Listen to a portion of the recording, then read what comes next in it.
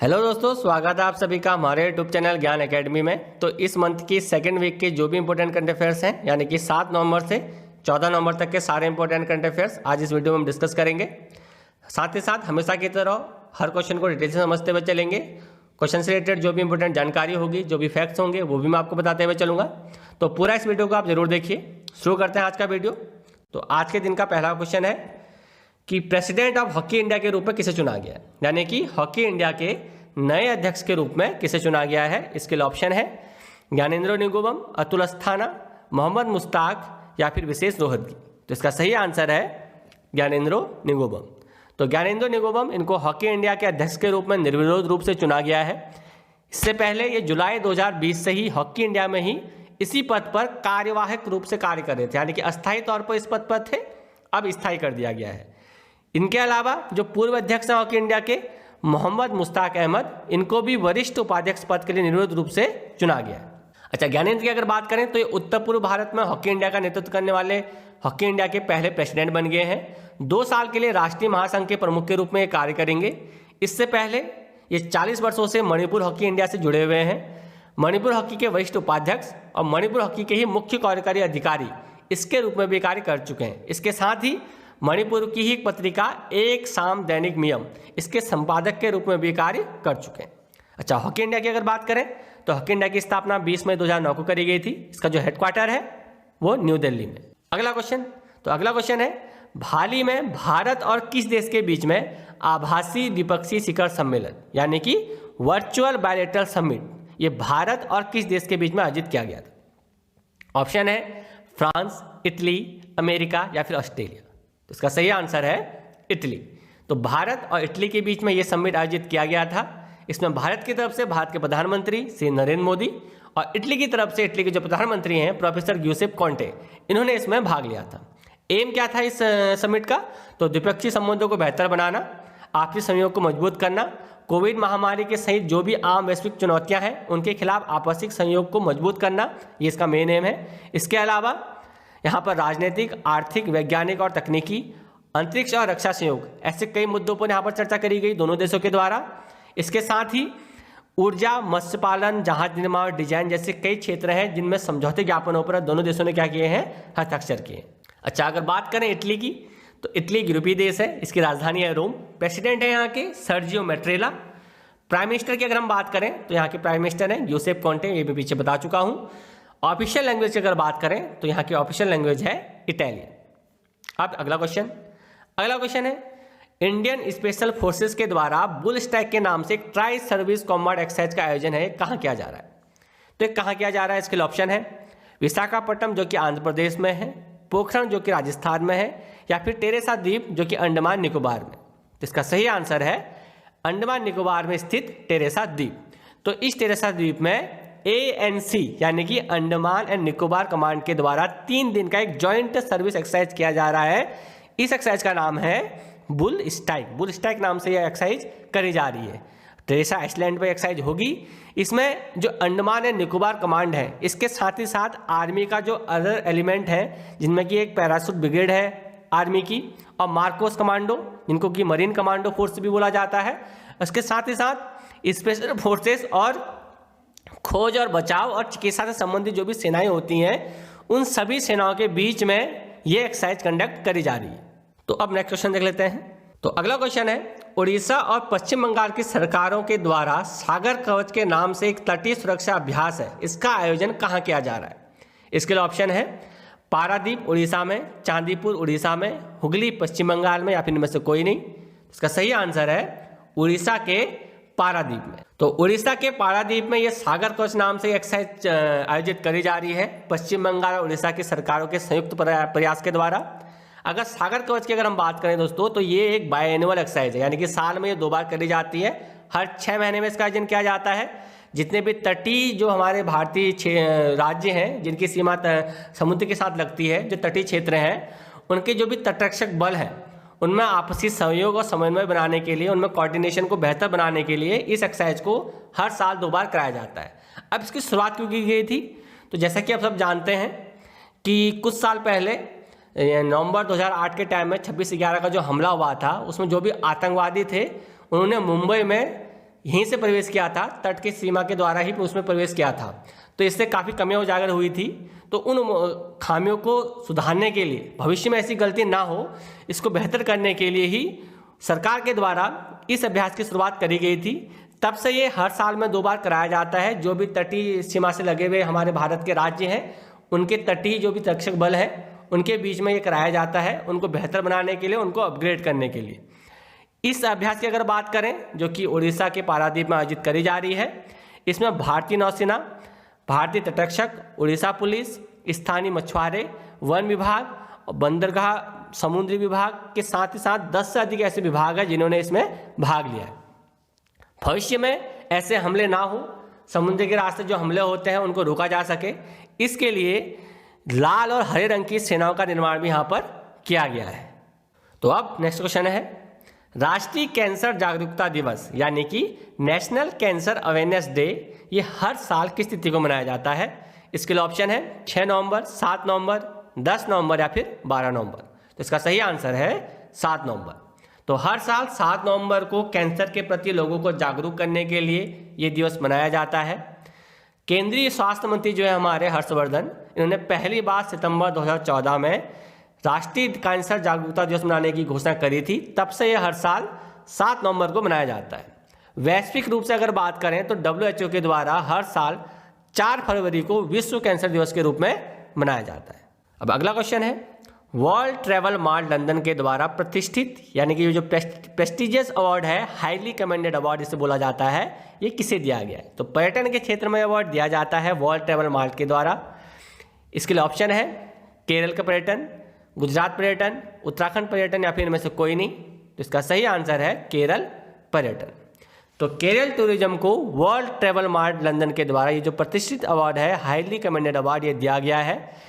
ये अवार्ड दिया गया है केरल टूरिज्म के जो डिपार्टमेंट है, रिस्पॉन्सिबल टूरिज्म मिशन, इसको दिया गया है। इसकी स्थापना केरल में 2017 में करी गई थी। अपने गठन के बाद से इस डिपार्टमेंट को यानी कि रिस्पॉन्सिबल टूरिज्म मिशन को ये मिलने वाला 5वां अंतर्राष्ट्रीय पुरस्कार है। अच्छा, इस बार की अगर बात करें तो इस बार इसको यह अवार्ड कोविड-19 के महामारी के दौरान भी जो पर्यटन के क्षेत्र को बढ़ावा देने और पर्यटन के क्षेत्र में बेहतर काम करने के लिए यह अवार्ड इसे दिया गया है। अच्छा, तो केरल राज्य की अगर बात करें तो इसकी स्थापना 31 अक्टूबर 1956 में करी गई थी। राजधानी है इसकी तिरुवनंतपुरम। गवर्नर है यहाँ के आरिफ मोहम्मद खान। फेस्टिवल यानी कि प्रमुख त्योहारों की अगर बात करें तो उसमें है ओणम, विशु, त्रिशूरपूरा, ये यहाँ के क्या है प्रमुख फेस्टिवल है। डांस फॉर्म की अगर बात करें तो डांस फॉर्म में प्रमुख रूप से आ जाते हैं कथकली, थय्यम, कलरीपयट्टू या फिर मोहिनी अट्टम। तो ये क्या है यहाँ के प्रमुख डांस फॉर्म है। नेशनल पार्क की अगर बात करें यानी कि राष्ट्रीय उद्यानों की अगर बात करें तो यहाँ की जो प्रमुख राष्ट्रीय उद्यान है उनमें Rajamalai national park, Periyar national park, silent valley national park और पंपादम सोला नेशनल पार्क, ये यहाँ के क्या है प्रमुख राष्ट्रीय उद्यान है। तो अब नेक्स्ट क्वेश्चन देख लेते हैं। अच्छा, अगली खबर है व्हाट्सएप से रिलेटेड। यहाँ पर मैंने क्वेश्चन नहीं बनाया है, आपके लिए सीधी जानकारी लेकर के आया हूँ कि जो national payment corporation of India है यानी कि NPCI इसको बोला जाता है, अब इसने व्हाट्सएप को भी पेमेंट सर्विसेज शुरू करने की जो मंजूरी है वो दे दी है। यानी कि अब आप व्हाट्सएप के थ्रू ही, जैसे कि आप पेटीएम, गूगल पे, अमेजन पे और फ़ोनपे से ट्रांजेक्शन कर पाते थे, अब आप व्हाट्सएप के जरिए भी ये पेमेंट सर्विसेज कर सकते हैं, अपनी पेमेंट को ट्रांजैक्शन कर सकते हैं। इसके अलावा यहाँ पर एक और इम्पोर्टेंट बात निकल के आती है कि NPCI ने अब 1 जनवरी 2021 से जो भी ये पेमेंट गेटवे के थ्रू जो भी ट्रांजैक्शन होता है, इसकी सीमा को अब नियत कर दिया, यानी फिक्स कर दिया, यानी कि 30% ही यहाँ से अब ट्रांजैक्शन हो सकता है। तो ये लागू हो जाएगा 1 जनवरी 2021 से। अगला क्वेश्चन है, जो बिडेन को हाल ही में किस देश के नए राष्ट्रपति के रूप में चुना गया? तो इसके बारे में तो आप सभी जानते होंगे, हाल ही में मीडिया चर्चा में काफ़ी रहा है खबर। इसके लिए ऑप्शन में बता देता हूं। तो ऑप्शन है अमेरिका, ऑस्ट्रेलिया, इंग्लैंड या फिर फ्रांस। तो सही आंसर है अमेरिका। तो अमेरिका, तो डेमोक्रेटिक पार्टी के जो उम्मीदवार हैं जो बिडेन, इनको संयुक्त राज्य अमेरिका के 46वें राष्ट्रपति के रूप में चुना गया है। आने वाले समय में ये क्वेश्चन बन सकता है कि जो बिडेन डेमोक्रेटिक पार्टी के उम्मीदवार हैं, ये अमेरिका के कौन से राष्ट्रपति हैं, किस नंबर के राष्ट्रपति हैं? तो ये 46वें नंबर के क्या है राष्ट्रपति हैं। इससे पहले 2009 से 2017 तक जब ओबामा की सरकार थी, बराक ओबामा की, उसमें ये जो वाइस प्रेसिडेंट है उसके रूप में इन्होंने कार्य किया था। और उससे पहले 1973 से 2009 तक डेलावेयर जो राज्य है अमेरिका का, वहाँ पर ये राज्य सीनेटर भी रह चुके हैं।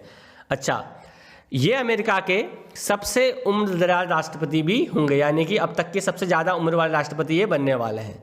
इनके अलावा कमला हैरिस, ये भारतीय मूल की हैं, तो ये भी उपाध्यक्ष पद ग्रहण करेंगी अमेरिका के चुनाव में। डेमोक्रेटिक पार्टी की ही उम्मीदवार हैं।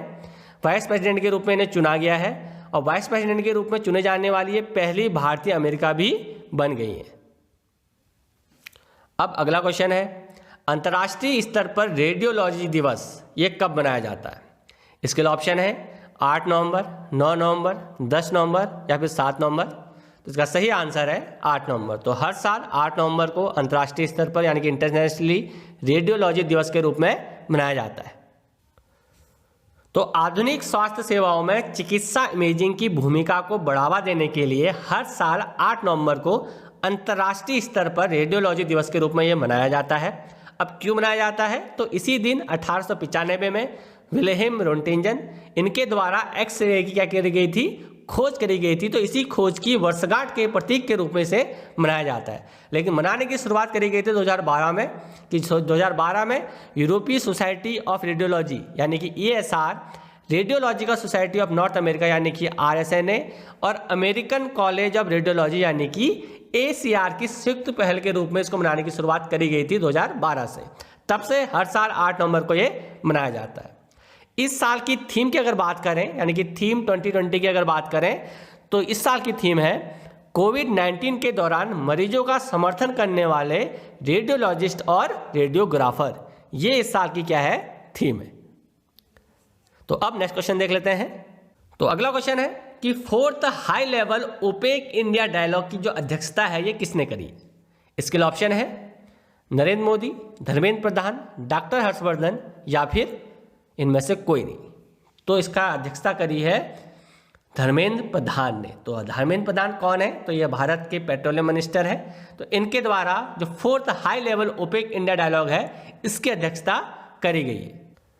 तो ओपेक सचिवालय के द्वारा पहली बार ये चौथी उच्च स्तरीय ओपेक भारत वार्ता का आयोजन किया गया है। इसमें धर्मेंद्र प्रधान के अलावा जो ओपेक के महासचिव हैं जो मोहम्मद सानूसी, इनके द्वारा इसमें सह अध्यक्षता इसकी करी गई है। इस बैठक में तेल सहित जो भी वैश्विक अर्थव्यवस्था है, ऊर्जा संबंधी जो भी बातें हैं उन पर चर्चा इसमें करी गई है। अच्छा, ओपेक की अगर बात करें तो ओपेक पेट्रोलियम निर्यातक जो देश हैं इनके संगठनों को बोला जाता है, यानी कि oil petroleum organisation of petroleum exporter countries, ये इसका क्या है? फुल फॉर्म है। शॉर्ट फॉर्म में इसको ओपेक बोल दिया जाता है। तो ओपेक की अगर बात करें तो इसकी जो मुख्यालय है इसका ऑस्ट्रिया वियना में है। वियना यहाँ की राजधानी ऑस्ट्रिया की, यहाँ पर इसका मुख्यालय है। इसकी जो स्थापना करी गई थी सितंबर 1960 में करी गई थी। फाउंडर थे इसके अब्दुल्ला तारिकी। ऑफिशियल लैंग्वेज है इसकी इंग्लिश। अभी जो इसके मेंबर स्टेट हैं वो है 13, यानी कि 13 स्टेट इसके मेंबर स्टेट हैं अभी प्रेजेंट में मार्च 2020 तक। अगला question, board of international dairy federation जिसे कि IDF भी बोला जाता है, इसके बोर्ड के लिए निम्न में से किसे चुना गया है? ऑप्शन है दिलीप रथ, संतोष यादव, मिथिलेश वर्मा या फिर अमित शाह। तो इसका सही आंसर है दिलीप रथ। तो दिलीप रथ को board of international dairy foundation के बोर्ड के लिए चुना गया है। तो राष्ट्रीय डेयरी विकास बोर्ड यानी कि NDDB के अध्यक्ष हैं दिलीप रथ। इनको सर्वसम्मति से IDF की वार्षिक आम सभा के दौरान अंतर्राष्ट्रीय डेयरी फेडरेशन बोर्ड के लिए चुना गया है। ये भारत राष्ट्रीय समिति के सदस्य सचिव और डेयरी नीति और अर्थशास्त्र के सदस्य के रूप में IDF के साथ 10 साल से ये जुड़े रहे हैं। अब इनको इसके बोर्ड के सदस्य के लिए चुन लिया गया है। अगला क्वेश्चन है, निम्न में से किसे प्रतिष्ठित जेसी डेनियल अवार्ड के लिए चुना गया है? इसके लिए ऑप्शन है हरिहरन, जगदीश श्री कुमार, आशिक अबू या फिर इनमें से कोई नहीं। तो इसका सही आंसर है हरिहरन। तो हरिहरन को प्रतिष्ठित जेसी डेनियल अवार्ड के लिए चुना गया है। तो जेसी डेनियल पुरस्कार ये मलयालम सिनेमा में केरल का एक सर्वोच्च पुरस्कार है, जिसके अंतर्गत 5 लाख रुपए का नगद पुरस्कार दिया जाता है, एक प्रशस्ति पत्र दिया जाता है और इसके साथ ही साथ एक पट्टिका भी इसमें दी जाती है। तो जो विख्यात मलयालम फिल्म निर्माता है हरिहरन, इनको पिछले 5 दशकों के दौरान मलयालम सिनेमा में उनके योगदान के लिए ये जो प्रतिष्ठित अवार्ड है डेनियल अवार्ड 2019 इसके लिए चुना गया है। इन्होंने 50 से अधिक जो मलयालम फिल्म है इनका निर्देशन किया है। तो नेक्स्ट क्वेश्चन देख लेते हैं। केंद्रीय जल शक्ति मंत्री गजेंद्र सिंह शेखावत ने किस राज्य में भारत की पहली सौर आधारित एकीकृत बहुग्राम जल आपूर्ति परियोजना, जिसको कि आप integrated multi village water supply project भी बोल सकते हैं, इसका जो है उद्घाटन किया है? इसके लिए ऑप्शन है उत्तर प्रदेश, अरुणाचल प्रदेश, असम या फिर सिक्किम। तो इसका सही आंसर है अरुणाचल प्रदेश। तो अरुणाचल प्रदेश में इस योजना का उद्घाटन किया गया है, जो गजेंद्र सिंह शेखावत है हमारे जल शक्ति मंत्री, इनके द्वारा। अच्छा, इसकी अगर बात करें तो ये परियोजना, इसमें लगभग 28.50 करोड़ रुपए की लागत आएगी, कुल इसका खर्चा आएगा। इस परियोजना की अगर बात करें तो अरुणाचल प्रदेश में लोअर दिबांग घाटी जिले के 39 गांवों में 17,480 लोगों को पेयजल आपूर्ति की सुविधा प्रदान करने की ये योजना है। 3 घटकों के साथ इसको लॉन्च किया जा रहा है, जो कि है पीने का पानी, हरित ऊर्जा और पर्यटन, यानी कि इन 3 घटकों में इस परियोजना के अंदर काम किया जाएगा। इन सबको एकीकृत किया गया है, इसीलिए इसका नाम लिखा गया है सौर आधारित एकीकृत बहुग्राम जल आपूर्ति योजना। अच्छा, कुछ बातें मणिपुर के बारे में कर लेते हैं। तो मणिपुर, इसकी स्थापना 20 जनवरी 1972 को करी गई थी। कैपिटल यानी कि राजधानी यहाँ की इम्फाल। गवर्नर की अगर बात करें तो यहाँ की गवर्नर है नजमा हेपतुल्ला। अच्छा, डांस फॉर्म की अगर बात करें तो प्रमुख यहाँ की जो डांस फॉर्म है उनमें प्रमुख डांस है Manipuri dance, नूपा dance, थोबी dance, छोलम dance, Manipuri रासलीला, ये यहाँ के क्या है प्रमुख डांस फॉर्म है। फेस्टिवल यानी कि त्योहारों की अगर बात करें तो योसांग, जो कि होली का ही एक वर्जन है, मणिपुरी वर्जन है, योसांग नाम से इसे जाना जाता है। मणिपुर के जो हिंदू हैं उनके द्वारा इस त्यौहार को मनाया जाता है। इसके अलावा चेरोबा, ये क्या है, ये मणिपुर की न्यू ईयर को बोला जाता है। इसके अलावा कांग, ये क्या है, मणिपुर की रथ यात्रा है। तो ये 3 यहाँ की क्या है प्रमुख फेस्टिवल है। अब नेक्स्ट क्वेश्चन देख लेते हैं।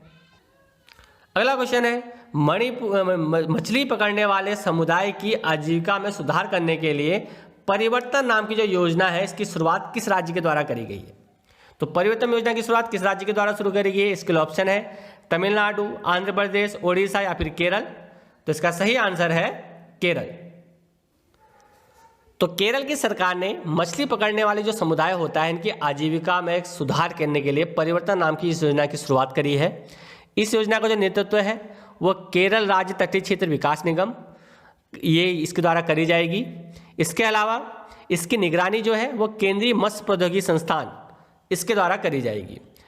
अगर इस योजना की अगर बात करें तो यह लोगों को आय और रोजगार प्रदान करने के साथ ही साथ मछुआरा समुदाय के सामाजिक आर्थिक उत्थान को बढ़ाने, उसके साथ युवाओं को आजीविका कौशल में सुधार करने का काम भी करेगा।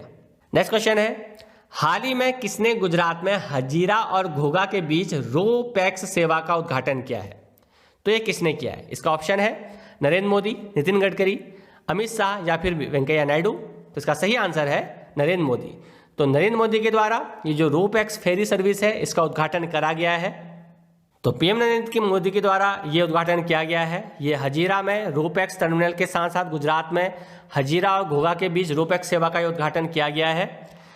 इस नौका सेवा से, ये एक तरह की नौका सेवा रहेगी, इससे दक्षिण गुजरात और सौराष्ट्र क्षेत्र के लिए एक प्रवेश द्वार के रूप में ये काम करेगा।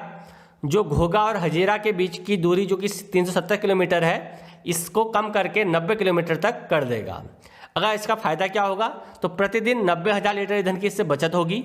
इसके अलावा पर्यटकों, बंदरगाह क्षेत्र जो होते हैं और उर्वरक उद्योगों की आमद यहाँ पर बढ़ेगी। इसके साथ ही साथ CO2 उत्सर्जन में 24 मिलियन टन प्रतिदिन की कमी भी इससे आएगी। अच्छा, गुजरात राज्य की अगर बात करें तो गुजरात राज्य की स्थापना 1 मई 1960 को करी गई थी। राजधानी है गांधीनगर। गवर्नर है यहाँ के आचार्य देवव्रत। डांस फॉर्म यानी कि नृत्य शैली की अगर बात करें तो डांस फॉर्म में यहाँ की प्रमुख डांस फॉर्म है गरबा, डांडिया, रास, भवई, टिप्पणी, ये यहाँ की प्रमुख डांस फॉर्म है। फेस्टिवल यानी कि त्योहारों की अगर बात करें तो नवरात्रि, डांडिया, रणोत्सव, उत्तरायण जो कि एक इंटरनेशनल काइट फेस्टिवल यहाँ पर आयोजित की जाती है, विश्व भर में प्रसिद्ध है, तो यहाँ की प्रमुख फेस्टिवल है। नेशनल पार्क की अगर बात करें तो गिर नेशनल पार्क गुजरात के शेरों के लिए प्रसिद्ध है। Kutch desert wild life sanctuary, Vansda national park और इंडियन वाइल्ड आर्ट सेंचुरी यानी कि गधों की सेंचुरी भी यहाँ पर है। तो नेक्स्ट क्वेश्चन देख लेते हैं हम। राष्ट्रीय विधिक सेवा दिवस यानी कि नेशनल लीगल सर्विस डे ये हर साल कब मनाया जाता है? इसके लिए ऑप्शन है 8 नवंबर, 9 नवंबर, 10 नवंबर या फिर 11 नवंबर। तो इसका सही आंसर है 9 नवंबर। तो भारत में सभी कानूनी सेवा के जो अधिकारी हैं इनके द्वारा 9 नवंबर को हर साल राष्ट्रीय विधिक सेवा दिवस के रूप में मनाया जाता है। जो विधिक सेवा प्राधिकरण अधिनियम है 1987 ये लागू किया गया था, जो कि 9 नवंबर 1995 को क्या हुआ था, प्रभावी हुआ था। तो इसीलिए हर साल 9 नवंबर को ये दिन मनाया जाता है। लोगों को कानूनी सेवा के प्रति जागरूक करने के लिए, उनमें कानून की भावना जगाने के लिए ये दिवस मनाया जाता है हर साल। हाल ही में रमेश लक्ष्मीनारायण को किस बैंक का मुख्य सूचना अधिकारी यानी कि चीफ इंफॉर्मेशन ऑफिसर इसके रूप में नियुक्त किया गया है? इसके लिए ऑप्शन है देना bank, Punjab national bank, HDFC bank या फिर एक्सिस बैंक। तो इसका सही आंसर है HDFC बैंक। तो जो HDFC बैंक है इन्होंने हाल ही में रमेश लक्ष्मीनारायण को अपने अगले मुख्य सूचना अधिकारी यानी कि चीफ इंफॉर्मेशन ऑफिसर इसके रूप में नियुक्त कर लिया है। ये जगह लेंगे मुनीश मित्तल की, जो कि इससे पहले क्या थे, HDFC के मुख्य सूचना अधिकारी थे। इनके इस्तीफे के 4 महीने के बाद इनकी नियुक्ति हुई है। लक्ष्मीनारायण की अगर बात करें तो इससे पहले रेटिंग एजेंसी क्रिसिल में चीफ टेक्नोलॉजिकल एंड इंफॉर्मेशन इसके पद पर कार्य करते थे, जिसके बाद अब इन्हें HDFC के मुख्य सूचना अधिकारी के रूप में चुन लिया गया है। अच्छा, HDFC बैंक की अगर बात करें तो इसकी स्थापना 30 अगस्त 1994 को हुई थी। इसका जो हेडक्वार्टर है वो है मुंबई, इंडिया में। अच्छा, नेक्स्ट खबर की अगर बात करें तो यहाँ पर प्रधानमंत्री जो नरेंद्र मोदी है इन्होंने इस बात की घोषणा करी है कि जब मिनिस्ट्री ऑफ शिपिंग है इसका नाम बदल करके अब ministry of port, shipping and waterways कर दिया जाएगा। तो हाल के दिनों में जो भी कुछ मिनिस्ट्रीज़ हैं उनके नाम बदले गए हैं, तो ये लेटेस्ट है। इसमें जो मिनिस्ट्री ऑफ शिपिंग है इसको बदल करके अब ministry of port, shipping and waterways कर दिया गया है। इससे पहले जो मिनिस्ट्री चेंज करी गई थी भी हाल ही में वो थी HRD मिनिस्ट्री, जिसको कि ministry of human resources and development भी बोला जाता है।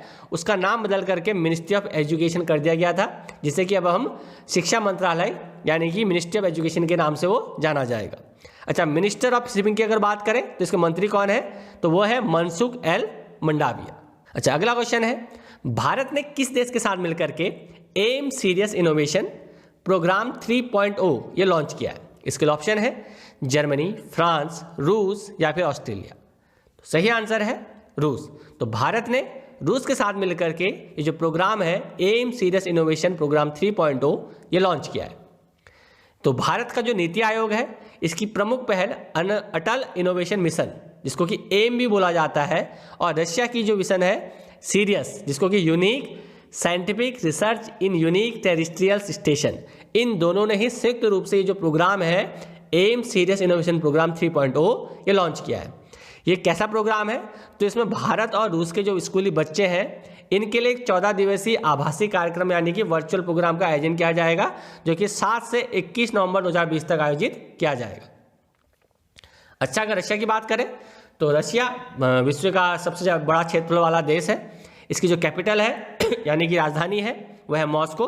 प्रेसिडेंट है यहाँ के व्लादिमीर पुतिन। प्राइम मिनिस्टर की अगर बात करें तो प्राइम मिनिस्टर है मिखाइल मिशुस्तानी। और ऑफिशियल लैंग्वेज की अगर बात करें तो ऑफिशियल लैंग्वेज है यहाँ की रशिया। अब नेक्स्ट क्वेश्चन देख लेते हैं। अगला क्वेश्चन है हाल ही में किस देश के राष्ट्रपति के द्वारा महात्मा गांधी पर विशेष एंथोलॉजी गांधी के बारे में मेरी समझ इसको जारी किया गया? इसके ऑप्शन है इंग्लैंड, नेपाल, बांग्लादेश या फिर म्यांमार। तो सही आंसर है नेपाल। तो जो नेपाल के राष्ट्रपति हैं विद्या देवी भंडारी, इनके द्वारा भारत के दूतावास और BP Koirala India Nepal foundation इसके साथ मिलकर के महात्मा गांधी की 151वीं जयंती के अवसर पर महात्मा गांधी पर एक विशेष एंथोलॉजी जारी की है, जिसका कि नाम है गांधी के बारे में मेरी समझ।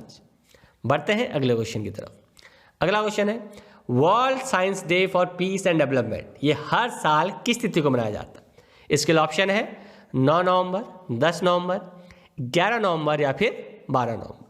तो सही आंसर है 10 नवंबर।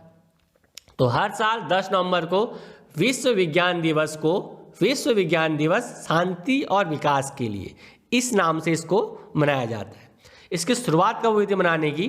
तो वर्ष 2001 में पहली बार यूनेस्को के द्वारा ये घोषित किया गया था कि इस दिन को मनाया जाएगा विश्व विज्ञान दिवस के रूप में, लेकिन इसको मनाने की शुरुआत हुई थी पहली बार 2002 में, जब बुडापेस्ट में, जो कि हंगरी की राजधानी है, यहाँ पर विज्ञान पर 1999 के विश्व सम्मेलन के परिमाण के रूप में इसको मनाने की शुरुआत करी गई थी। अच्छा, 2020 की अगर बात करें तो इस साल की जो थीम है इसकी, वो है वैश्विक महामारी से निपटने के लिए समाज और विज्ञान। अब नेक्स्ट क्वेश्चन देख लेते हैं। हाल ही में किस राज्य में भारत के सबसे लंबे single lane motorable suspension bridge का उद्घाटन किया गया है? तो ये किस राज्य में किया गया है? तो इसके लिए ऑप्शन है असम, उत्तराखंड, हिमाचल प्रदेश या फिर बिहार। तो सही आंसर है उत्तराखंड। तो उत्तराखंड के जो सीएम है, इन्होंने उत्तराखंड के 21वें स्थापना दिवस पर, जो कि 9 नवंबर 2000 को होता है, भारत के सबसे लंबे सिंगल लेन मोटरबेल सस्पेंशन ब्रिज का जो उद्घाटन है किया है। डोबरा चांटी झूला निलंबन, इस उसका नाम है। 725 मीटर ये लंबा है, 14 साल में ये तैयार हुआ है, टेहरी झील पर इसे बनाया गया है। 2.95 करोड़ रुपये की इसको लागत आई है बनाने में। ये क्या करेगा, तो ये टेहरी से प्रतापनगर की जो दूरी है, जो कि 5 घंटे में होती थी दूरी तय, उसमें अब 1.5 घंटे की कमी कर देगा। अच्छा, उत्तराखंड राज्य की अगर बात करें तो उत्तराखंड, इसकी स्थापना 9 नवंबर 2000 को हुई थी। इसकी जो राजधानी है ये है गैरसैंण और देहरादून। गवर्नर की अगर बात करें तो गवर्नर है यहाँ की बेबी रानी मौर्य। फेस्टिवल यानी कि प्रमुख त्योहारों की अगर बात करें तो प्रमुख त्यौहार यहाँ पर है कुंभ मेला, बसंत पंचमी, भिटौली, हरेला और होली। इसके अलावा डांस फॉर्म की अगर बात करें तो Bhotia dance, छचेरी dance, Chhapeli dance, chole dance, जागर, झोरा, पांडव नृत्य, रमोला, सोटिया ट्राइबल डांस, ये क्या है कि प्रमुख डांस फॉर्म है। इसके अलावा कुछ वर्ल्ड फेमस नेशनल पार्क भी हैं यहाँ पर, जिनमें कि जिम कॉर्बेट नेशनल पार्क, इसके अलावा Rajaji national park, valley of flowers और नेशनल पार्क और नंदा देवी नेशनल पार्क यहाँ के क्या है प्रमुख राष्ट्रीय उद्यान यानी कि नेशनल पार्क्स हैं।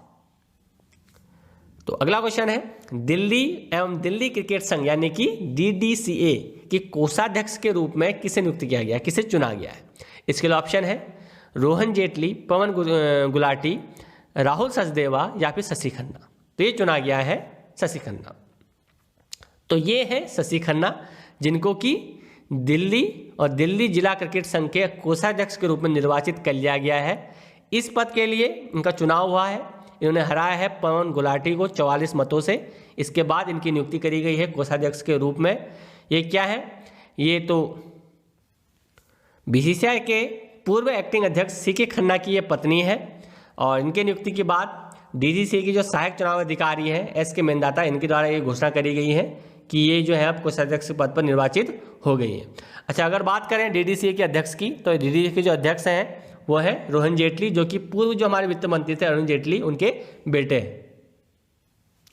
अगला क्वेश्चन है, भारत मोबाइल कांग्रेस, जिसको कि IMC के नाम से भी जाना जाता है, इसके चौथे संस्करण की घोषणा किसके द्वारा करी गई है?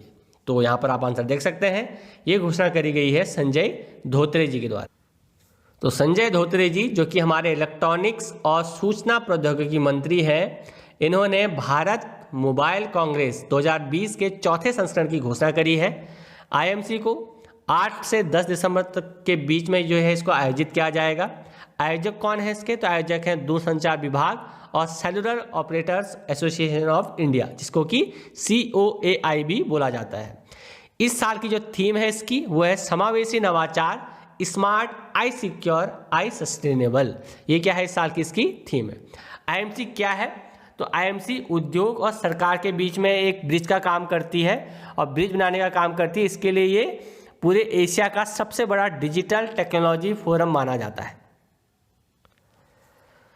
अब अगला क्वेश्चन है, 2020 Rolex Paris master tennis tournament का खिताब किसने जीता है?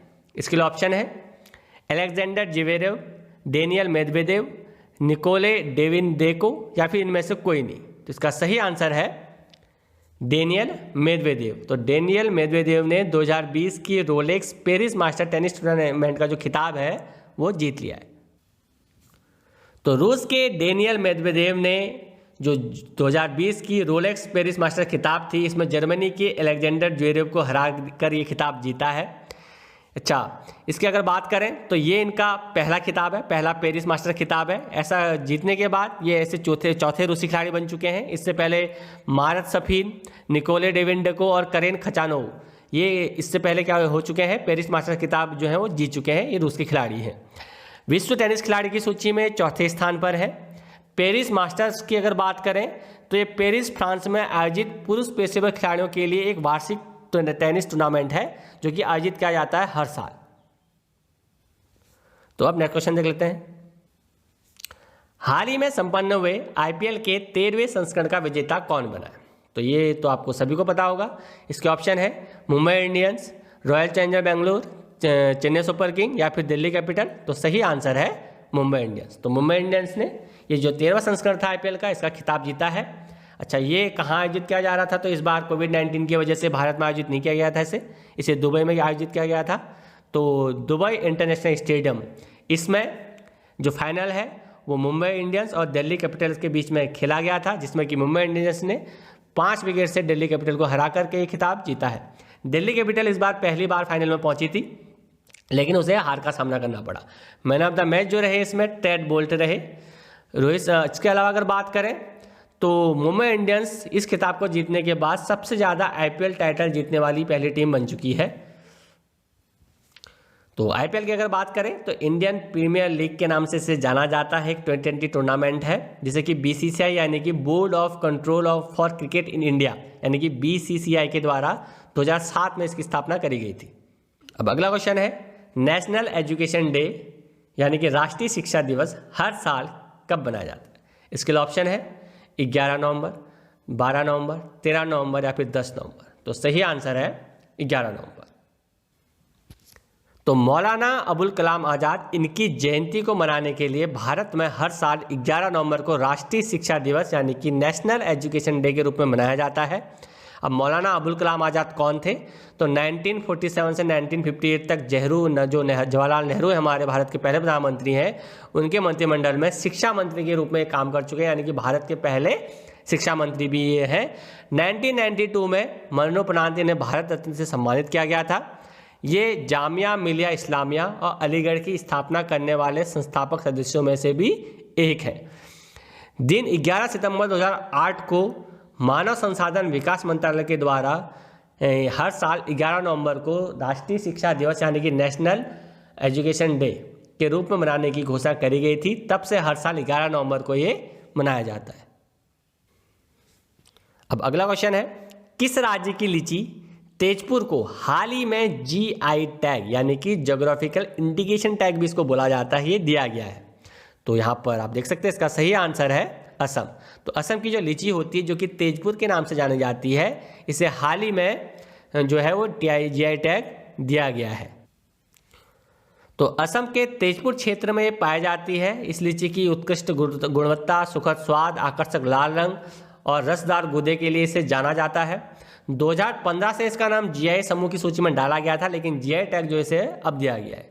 तो जीआई टैग की अगर बात करें तो किसी भी विशिष्ट जो क्षेत्र होता है, किसी भी क्षेत्र की विशेष चीज़ या उत्पाद को दिया जाता है ताकि उस उत्पाद या उस चीज़ की पहचान बनी रहे। अच्छा, असम राज्य की अगर बात करें तो 15 अगस्त 1947 को इसकी स्थापना हुई थी। कैपिटल है दिसपुर, गवर्नर हैं जगदीश मुखी। नेशनल पार्क कौन कौन से हैं? तो प्रमुख यहाँ के नेशनल पार्क है काजीरंगा जो कि वर्ल्ड फेमस है एक सींग वाले गैंडे के लिए, मानस नेशनल पार्क, इसके अलावा डिब्रू नेशनल पार्क और नमेरी नेशनल पार्क भी यहाँ पर है। फेस्टिवल की अगर बात करें यानी कि प्रमुख उत्सव की अगर बात करें तो उनमें बिहू, अम्बुबाची फेस्टिवल, माजुली फेस्टिवल और देहिंग पटकाई, ये यहाँ के क्या है प्रमुख त्यौहार है। डांस फॉर्म यानी कि नृत्य शैली की अगर बात करें तो उनमें बिहू डांस, सिफुंग डांस और भुरतर डांस यहाँ के क्या है प्रमुख डांस फॉर्म है। बढ़ते हैं अगले क्वेश्चन की तरफ। तो अगला क्वेश्चन है, हॉर्नबिल किस पूर्वोत्तर राज्य यानी कि नॉर्थ ईस्ट स्टेट का लोकप्रिय त्योहार है? तो इसका आंसर है, ऑप्शन है इसके नागालैंड, असम, मेघालय या फिर मणिपुर। तो सही आंसर है नागालैंड। तो हॉर्नबिल फेस्टिवल नागालैंड का एक पॉपुलर फेस्टिवल है, लेकिन इस साल कोविड-19 के कारण इसे वर्चुअली जो है वो आभासी रूप से सेलिब्रेट किया जाएगा। हॉर्नबिल फेस्टिवल की अगर बात करें तो हर साल 1 दिसंबर से लेकर के 10 दिसंबर तक इसको आयोजित कराया जाता है। इसमें जितने भी जो ट्राइब्स होती है नागालैंड की, लगभग 16 ट्राइब्स यहाँ पर 10 दिन की यहाँ पर लॉन्ग फेस्टिवल में भाग लेती हैं। इस दौरान वो अपने जितने भी रिच कल्चर होता है, जो हेरिटेज होता है, जो फूड होता है, कस्टम उत्सव होता है, उन सब का शोकेस करती हैं। इसके अलावा जो भी ट्रेडिशंस होते हैं, ट्रेडिशंस को दिखाती हैं। कलरफुल डांस परफॉर्मेंस उनके द्वारा दी जाती है। 2020 की अगर बात करें तो इस साल के फेस्टिवल को जो है ऑडियो विजुअल मीडियम के जरिए चैनल और सोशल मीडिया में ये लॉन्च किया जाएगा, दिखाया जाएगा। अब अगला क्वेश्चन है, ब्रिक्स के पहले वित्त मंत्री और केंद्रीय बैंक गवर्नरों की बैठक की अध्यक्षता किसके द्वारा करी गई है? तो ये पहला जो है आयोजन किया गया था वित्त मंत्रियों और केंद्रीय बैंक गवर्नरों का ब्रिक्स के द्वारा। तो इसकी अध्यक्षता किसके द्वारा करी गई है? इसके लिए ऑप्शन है ब्राज़ील, रशिया, भारत या फिर चीन। तो सही आंसर है रसिया। तो ब्रिक्स की इस तरह की बैठक का आयोजन आज पहली बार किया गया है। इसका जो अध्यक्षता करी है वो रूस ने करी है। भारत की तरफ से जो केंद्रीय वित्त मंत्री हैं हमारी निर्मला सीतारमण, इन्होंने इस बैठक में हिस्सा लिया है। 2020 के अगर थीम की बात, उद्देश्य की बात करें इसकी, तो 2020 के लिए जो उद्देश्य है इसका वो है ब्रिक्स आर्थिक और वित्तीय सहयोग एजेंडे पर चर्चा करना। ब्रिक्स की अगर बात करें तो ये 5 देशों का एक समूह है जिसमें कि ब्राज़ील, रशिया, इंडिया, चाइना और साउथ अफ्रीका देश शामिल हैं। इसी की शॉर्ट फॉर्म में इसको बोला जाता है ब्रिक्स। अगला क्वेश्चन है, पेट्रोनेट LNG लिमिटेड के नए प्रबंध निदेशक और मुख्य कार्यकारी के रूप में किसे नियुक्त किया गया है? इसके लिए ऑप्शन है अक्षय कुमार सिंह, प्रभात सिंह, राजेश वघेला या फिर शिव प्रताप सिंह। तो इसका सही आंसर है अक्षय कुमार सिंह। तो अक्षय कुमार सिंह को पेट्रोनेट LNG लिमिटेड के नए प्रबंध निदेशक और मुख्य कार्यकारी अधिकारी के रूप में नियुक्त किया गया है। तो अक्षय कुमार सिंह ये रिप्लेस करेंगे प्रभात सिंह को, जिन्हों की 13 सितंबर 2020 को इनका 5 साल का कार्यकाल पूरा हो चुका है, जिसके बाद अक्षय कुमार को इस पद के लिए चुना गया है। पेट्रोनेट की अगर बात करें तो ये IOC यानी कि इंडियन ऑयल कॉरपोरेशन, गेल तेल और प्राकृतिक गैस कॉर्प यानी कि ONGC और BPCL का क्या है, एक संयुक्त उद्गम है। तो यहाँ पर जो इसके जो अध्यक्ष हैं पेट्रोनेट के वो हैं तेल सचिव। पेट्रोनेट का जो मुख्यालय है वो है नई दिल्ली में। बढ़ते हैं अगले क्वेश्चन की तरफ। तो 2020 का JCB प्राइज फॉर लिटरेचर ये किसने जीता है? इसके लिए ऑप्शन है B नागपाल, सत्येंद्र कुमार, S हरेश या फिर S मूर्ति। तो सही आंसर है S हरेश। तो S हरेश ने 2020 के JCB प्राइज फॉर लिटरेचर को जीता है। तो ये हैं S हरेश।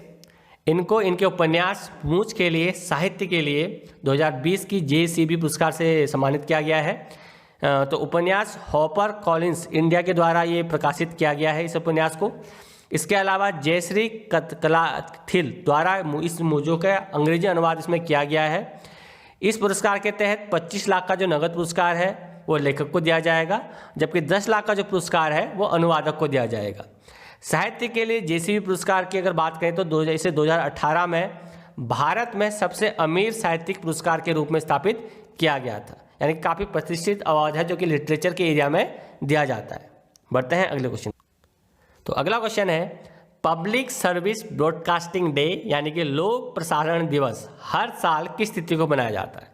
इसके लिए ऑप्शन है 12 नवंबर, 10 नवंबर, 11 नवंबर या फिर 9 नवंबर।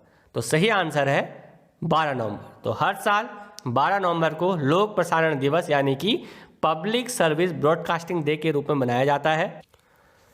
तो ये पब्लिक सर्विस ब्रॉडकास्टिंग डे क्यों मनाया जाता है? क्योंकि इसी दिन 12 नवंबर 1947 को महात्मा गांधी के द्वारा अपना पहला और केवल एकमात्र विजिट जो है वो किया गया था आकाशवाणी केंद्र में। यहाँ से उन्होंने जो भी विस्थापित, विभाजन के बाद जो भी विस्थापित लोग थे उनको संबोधित किया था, जो विस्थापन के बाद अस्थायी रूप से हरियाणा के कुरुक्षेत्र में बस गए थे। तो इस अवसर को चिन्हित करने के लिए हर साल ऑल इंडिया रेडियो नई दिल्ली के परिसर में एक विशेष कार्यक्रम का आयोजन करता है और इस दिन को जो है वो पब्लिक सर्विस ब्रॉडकास्टिंग डे के रूप में मनाता है। अच्छा, अगर आकाशवाणी की अगर बात करें तो इसकी स्थापना 1936 में करी गई थी। इसका जो हेडक्वार्टर है वो है नई दिल्ली में। बढ़ते हैं अगले क्वेश्चन की तरफ।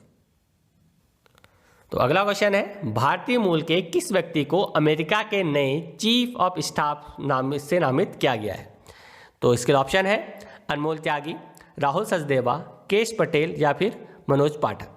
तो इसका सही आंसर है केश पटेल। तो केश पटेल को अमेरिका के नए चीफ ऑफ स्टाफ से नामित किया गया है। तो केश पटेल इनकी जो नाम है, इनके नाम की सिफारिश जो कार्यवाहक अमेरिकी रक्षा सचिव हैं क्रिस मिलर, इनके द्वारा रखी गई है। तो ये रिप्लेस करेंगे जीन स्टीवर्ट को, जिन्होंने इस्तीफा दे दिया अपने पद से। इसके बाद पटेल को चीफ ऑफ स्टाफ के पद से नवाजा गया है। जो केश पटेल है वर्तमान में अभी राष्ट्रीय सुरक्षा परिषद के एक सदस्य भी हैं। तो बढ़ते हैं हम अगले क्वेश्चन की तरफ। किस प्रसिद्ध लेखक को हाल ही में Tata literature life time achievement award से सम्मानित किया गया? इसके लिए ऑप्शन है रस्किन बॉन्ड, अमिताभ घोष, अरविंद अडिगा या फिर अरुंधति रॉय।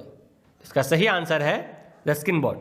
तो रस्किन बॉन्ड को Tata literature life time achievement award से अभी सम्मानित किया गया है। तो रस्किन बॉन्ड एक प्रमुख साहित्यकार हैं भारत के। इन्हें अपने प्रसिद्ध लेखन के लिए जो है Tata literature life time achievement award पुरस्कार 2020 से सम्मानित किया गया है। अब तक बच्चों और वयस्कों के लिए अलग अलग शैलियों में लगभग 100 पुस्तकों के करीब ये लिख चुके हैं। इसके अलावा इन्हें भारत में बच्चों के साहित्य के विकास में उनके योगदान के लिए भारतीय बाल शिक्षा परिषद इसके द्वारा भी सम्मानित किया जा चुका है। साथ ही साथ पद्मश्री और पद्म भूषण पुरस्कार से भी इनको सम्मानित किया जा चुका है। बढ़ते हैं अगले क्वेश्चन की। हाल ही में किस देश ने दुनिया के पहले 6G एक्सपेरिमेंटल उपग्रह को अंतरिक्ष में भेजा है? तो इसके लिए ऑप्शन है नेपाल, चीन, रूस या फिर भारत। तो सही आंसर है चीन। तो चीन ने दुनिया के पहले 6G एक्सपेरिमेंटल उपग्रह को अंतरिक्ष में भेजा है। ऐसा करने वाला चीन पहला देश बन गया है। तो चीन के साक्षी प्रांत ताइवान सैटेलाइट लॉन्च सेंटर से 12 अन्य उपग्रहों के साथ इस 6G उपग्रह को लॉन्च किया है। लॉन्च होने के बाद इसकी जो स्पीड है, जो इंटरनेट की स्पीड है चाइना में, वो 5G की तुलना में कई गुना अधिक तेज़ी से बढ़ जाएगी। इसके लिए जो भी डेटा ट्रांसमिशन प्राप्त करने के लिए उच्च आवृत्ति की तरंगों हैं, उनका इस्तेमाल इसमें किया जाएगा। इस उपग्रह में जो प्रौद्योगिकी है उसका उपयोग फसल आपदा निगरानी और जंगल में आग की रोकथाम करने के लिए भी किया जाएगा। बढ़ते हैं अगले क्वेश्चन। तो अगला क्वेश्चन है, किस राज्य ने सरना संहिता इस पर एक प्रस्ताव पारित किया है? इसके लिए ऑप्शन है झारखंड, छत्तीसगढ़, उड़ीसा या फिर बिहार। तो सही आंसर है झारखंड। तो झारखंड राज्य ने सरना संहिता पर एक प्रस्ताव पारित किया है। तो झारखंड की विधानसभा के द्वारा सर्वसम्मति से 11 नवंबर 2020 को एक दिवसीय विधानसभा सत्र के दौरान जो सरना संहिता है इस पर एक प्रस्ताव को पारित किया गया है। झारखंड सरकार के द्वारा पारित किया गया यह संकल्प वर्ष 2021 की जनगणना में सरना को एक अलग धर्म के तौर पर शामिल करने का प्रयास करता है। यानी कि यहाँ पर जो भी सरना है उनको एक अलग धर्म के तौर पर, एक ट्राइब है यहाँ पर झारखंड में सरना के नाम से, इनको एक अलग धर्म के तौर पर मान्यता दे दी जाएगी 2021 से। अच्छा, सरना की अगर बात करें तो यह सरना संहिता झारखंड के आदिवासियों के लिए बहुत महत्वपूर्ण है, इसलिए वहाँ की राज्य सरकार के द्वारा इससे संबंधित जो प्रस्ताव है इसे पारित किया गया है। सरना क्या है? ये वास्तव में एक प्रकृति के उपासक होते हैं। अपने आप को ये हिंदू नहीं मानते। कई दशकों से सरना के अनुयायी अपनी अलग धार्मिक पहचान की जो मांग है उसको रख रहे हैं सरकार के सामने। तो अब जाकर के सरकार के द्वारा ये बात विधानसभा में रखी गई है, जो 2021 से सरना को एक अलग धर्म के तौर पर मान्यता दे दी जाएगी। अब अगला क्वेश्चन है, किस देश के अग्रणी विश्वविद्यालय ने संयुक्त रूप से IIT गुवाहाटी के साथ मिलकर के एक जल केंद्र की जो है शुरुआत करी है? इसके लिए ऑप्शन है जर्मनी, ब्रिटेन, जापान या फिर ऑस्ट्रेलिया। तो सही आंसर है ऑस्ट्रेलिया। तो जो ऑस्ट्रेलिया का विश्वविद्यालय है उसने संयुक्त रूप से IIT गुवाहाटी के साथ मिलकर के जल केंद्र, तो ऑस्ट्रेलिया भारत जल केंद्र का जो उद्घाटन है ये 6 नवंबर 2020 को आयोजित वेबिनार के माध्यम से कोविड-19 महामारी के मद्देनजर इसको आयोजित किया गया था। ये जल केंद्र भारत और ऑस्ट्रेलिया के अन्य 21 भागीदारों के साथ IIT गुवाहाटी और ऑस्ट्रेलिया के पश्चिमी सिडनी विश्वविद्यालय के द्वारा तैयार की गई एक पहल है। भारत और ऑस्ट्रेलिया ने इस उद्देश्य के लिए एक MOU पर हस्ताक्षर किए हुए हैं। इस MOU के तहत मुख्य रूप से जल से संबंधित जो भी अनुसंधान और अध्ययन होगा उसको इसमें शामिल किया जाएगा। इसकी अवधि जो रहेगी वो 5 साल की रहेगी। ये जल केंद्र दोनों देशों के बीच जल संबंधी जो भी विभिन्न मुद्दे हैं और समस्याएं हैं उनके समाधान को प्रस्तुत करेगा। नेक्स्ट क्वेश्चन, हाल ही में 2019 के लिए राष्ट्रीय जल पुरस्कार यानी कि नेशनल वाटर अवार्ड ये किसके द्वारा प्रस्तुत किए गए? ऑप्शन है एम वेंकैया नायडू, गजेंद्र सिंह शेखावत, नरेंद्र मोदी या फिर रामनाथ कोविंद। तो सही आंसर है एम वेंकैया नायडू, जो कि हमारे क्या है, उपराष्ट्रपति। तो उपराष्ट्रपति एम वेंकैया नायडू के द्वारा राष्ट्रीय जल पुरस्कार 2019 जो है प्रस्तुत किए गए हैं। तो भारत के उपराष्ट्रपति एम वेंकैया नायडू ने 2019 के लिए राष्ट्रीय जल पुरस्कार यानी कि नेशनल वाटर अवार्ड इनको प्रस्तुत किया है। ये इस अवार्ड का दूसरा संस्करण है। जल शक्ति मंत्रालय, जल संसाधन, नदी विकास और गंगा कायाकल्प मंत्रालय इनके द्वारा इस पुरस्कार समारोह का आयोजन किया गया है। NWA पुरस्कार की अगर बात करें तो जल संसाधन संरक्षण के क्षेत्र में सर्वोत्तम उपयोग प्रथाओं का अपनाने के लिए कोई भी व्यक्ति हो या फिर संगठन हो उनको प्रेरित करने पर एक पुरस्कार दिया जाता है। तमिलनाडु राज्य को सर्वश्रेष्ठ राज्य का पुरस्कार मिला है इसके अंतर्गत। इसके बाद दूसरा स्थान आता है इसमें महाराष्ट्र का और तीसरे स्थान पर है राजस्थान। बढ़ते हैं अगले क्वेश्चन की तरफ।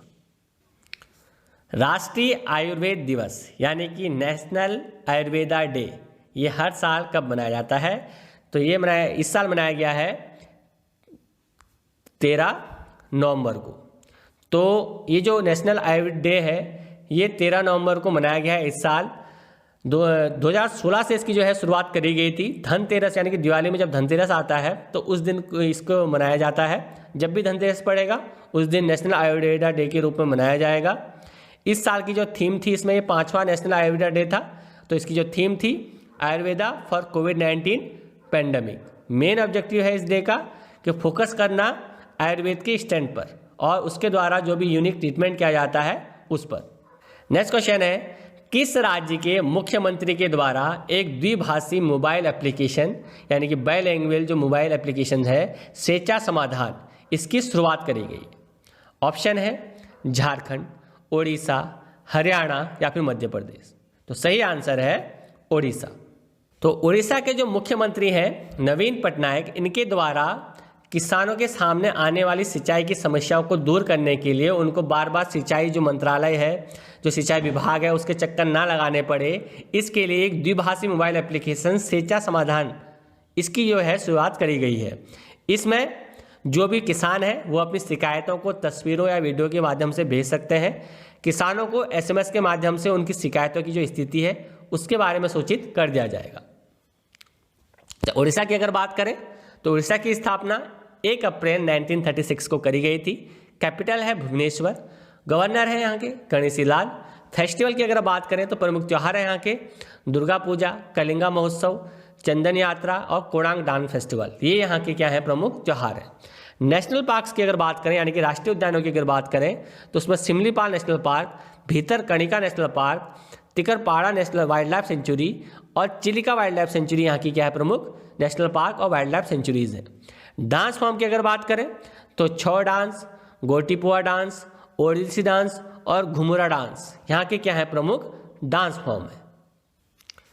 तो ये था वीडियो दोस्तों जिसमें हमने डिस्कस किए आज यानी कि इस हफ्ते के 7 नवंबर से 14 नवंबर तक के सारे इंपॉर्टेंट करंट अफेयर्स।